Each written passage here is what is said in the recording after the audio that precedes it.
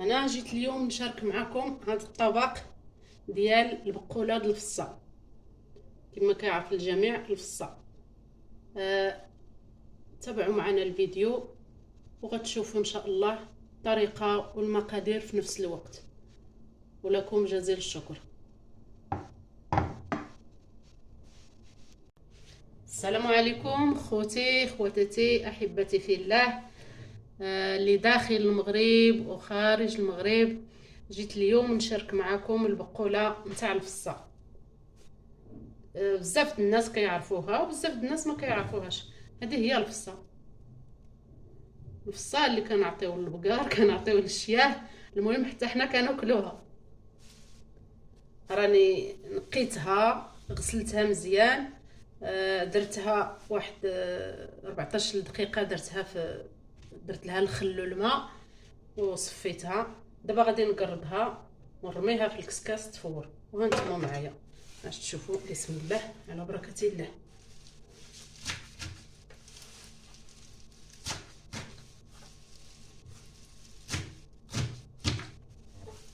ضروري يكون الموس ماضي باش ما كتكرفصناش، حيت كتكون طريه راه في ساعه كطيب.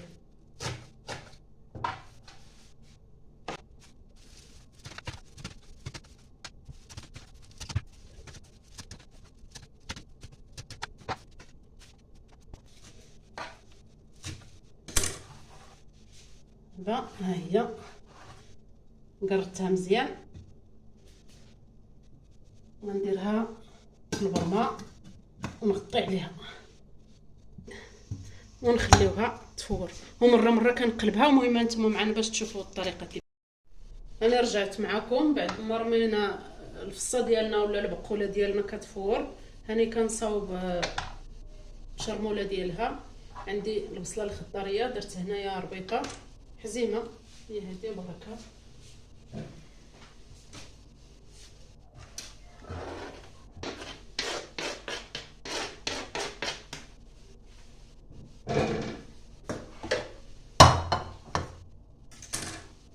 دابا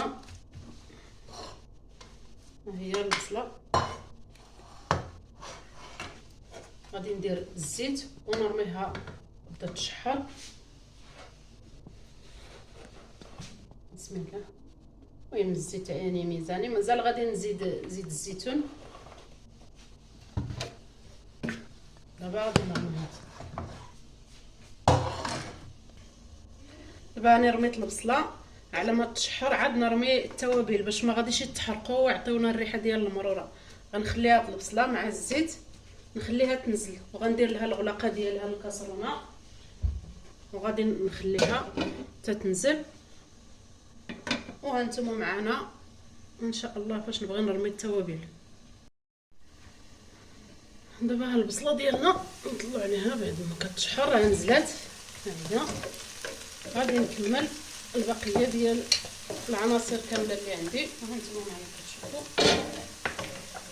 عندي هنا 2 مطيشات مطحونين،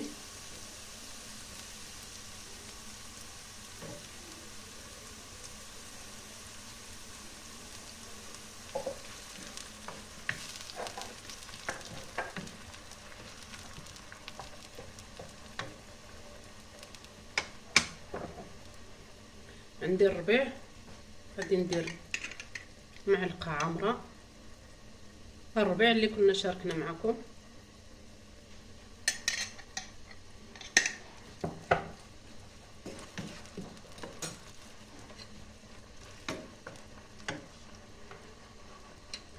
عندي هنا توابل: الكمون، التحميره، الملحه، هذه الثومه بودر، الخرقوم، سكينجبير، شويه د البزار، واللي كيبغي الحار يديرو.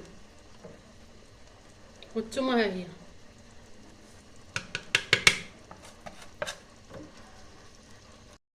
راني درت هنايا واحد الطريف ديال الحمض مصير مقطع طريفات صغار، وثلاثه ديال الفصوص ديال الثومه كبار.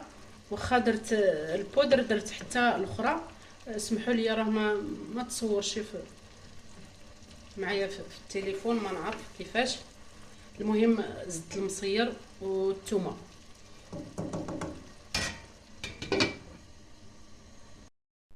دابا غادي نشوفوا الفصه واش طابت. يا بسم الله،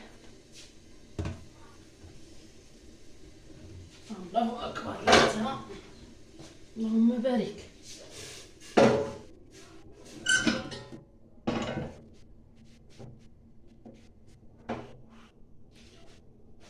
ايوا شكون اللي يقيسها دابا؟ ها هي راها طابت. ها دابا غادي نقلبها. خصني زيت اخر.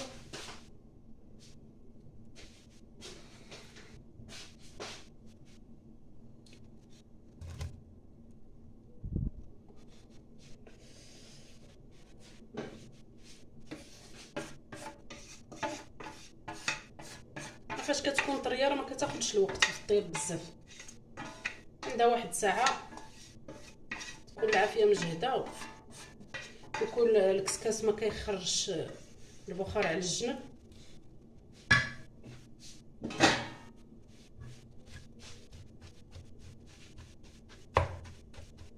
غادي نحركها هكا حتى تبرد باش نعصرها من الماء ديالها. ما نقدرش نقيسها بيديا دابا، راها باقا سخونه. نبردوها. هاي دابا بعد ما بردت الفصه، هذه هي الطريقه باش كنعصروها. المهم راه ضروري غادي نستعملوا اليدين. هاد الماء ديالها كيكون شي شويه مر.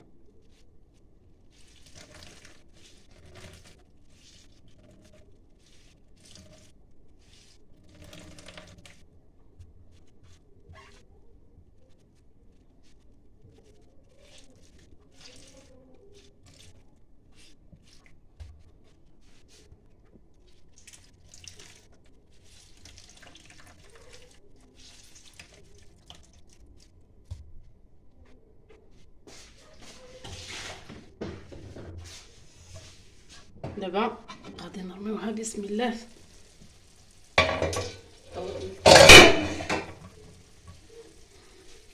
غنحاول نحلها. انا كنحل وانا كنحرك.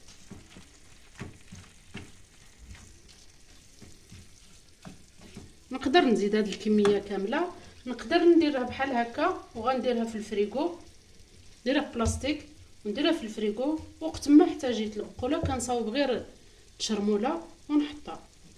دابا انا غادي نكتفي بهذا الشيء، هذا الشيء اخر الى وقت اخر ان شاء الله.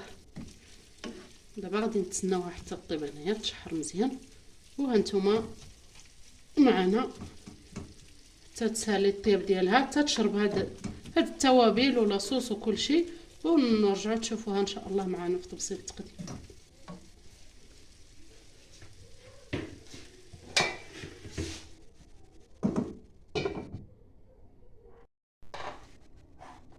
دابا راني رجعت معكم بعد ما الفصه ديالنا طابت.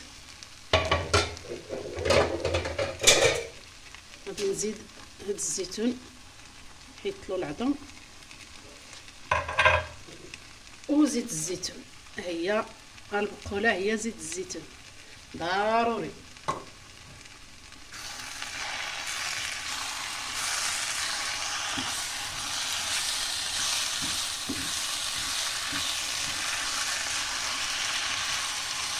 الملحه كنذوقوا ونشوفوا لا خصات الملحه راه حنا كنزيدوها. انا داكشي اللي درت قبيله مع التوابل خاصني راني زدت.